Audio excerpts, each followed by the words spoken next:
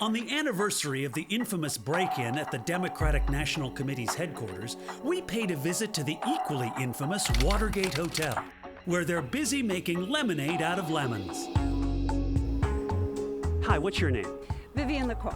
And here we are at the Watergate Hotel, where 50-some years ago, a scandal occurred that brought down a president. Exactly. Sort of an ignominious occurrence that you weren't exactly publicizing, but now you're embracing the notoriety, right? Absolutely. We're all about scandal here. People can actually stay in the room where Liddy and Hunt planned the whole thing. There's no need to break in. You can just book it online on reservations. And a little extra, you can actually meet the detectives that worked the case and maybe even meet Nixon himself or an impersonator. Absolutely. Nixon shows up at random times in this hotel. Vivian, where are we headed now? We are headed up to the room where it happened, the exclusive scandal room. Let's go inside. There's no mistaking where you are with these posters, is there? No, absolutely not. This is Rob, one of the wonderful historians that we have available to enhance your experience at the Watergate. This was the room where Hunt and Liddy orchestrated the break into the Democratic National Committee headquarters.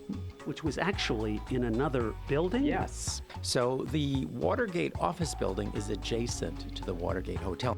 They're using radios and microphones to communicate with the White House plumbers. The night of the burglary, only the battery in one of those was working. So as the burglary is taking place, the burglars are complaining that the radio is just making way too much noise.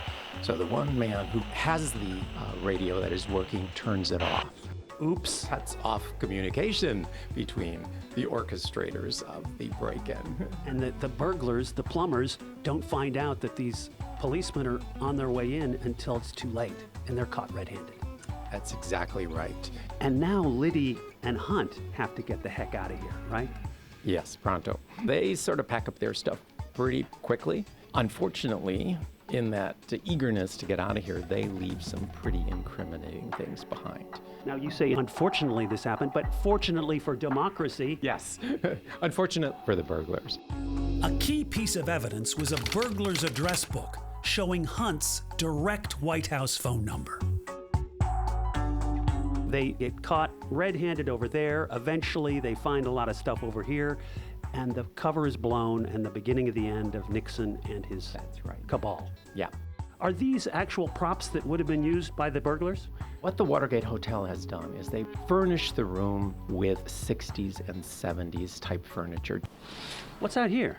Mr. President. Good afternoon, please. It can't be a pleasant experience for you to be returning to the Watergate. Yes, it is a little rough. It brings back some bad memories. Awful memories, awful memories.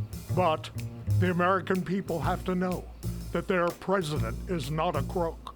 Mr. President, some interesting people lived at the Watergate at the time. Rosemary Woods, your secretary who erased those tapes. That's correct. Poor Rosemary, stretching as she did, erasing those 18 minutes. Yeah, and John and Martha Mitchell lived here, didn't they? Yes, they lived right across the courtyard here from the hotel. Had Nixon ever stayed here? No, never at an upscale. You know, my wife has a good Republican cloth coat.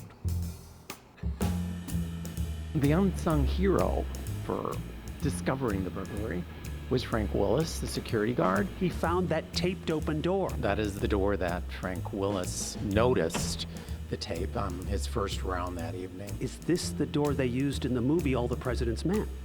No, actually it isn't. They shot it in a different part of the garage. And we pretend that it is because we're all about authenticity on this show. Ever since this happened, every scandal ends with gate now. You know, Travelgate, you know, Weaselgate. Is that a point of pride, sort of? Absolutely. We are now selling our weddings as Wedding Gate, so big hashtag. Now, if somebody wants to come to visit the Watergate, maybe stay in the scandal room, where do they go? We are located in downtown D.C., right next to the Kennedy Center. And not far away, you'll find the garage where Deep Throat secretly rendezvoused with Bob Woodward, and where I authentically entered and exited.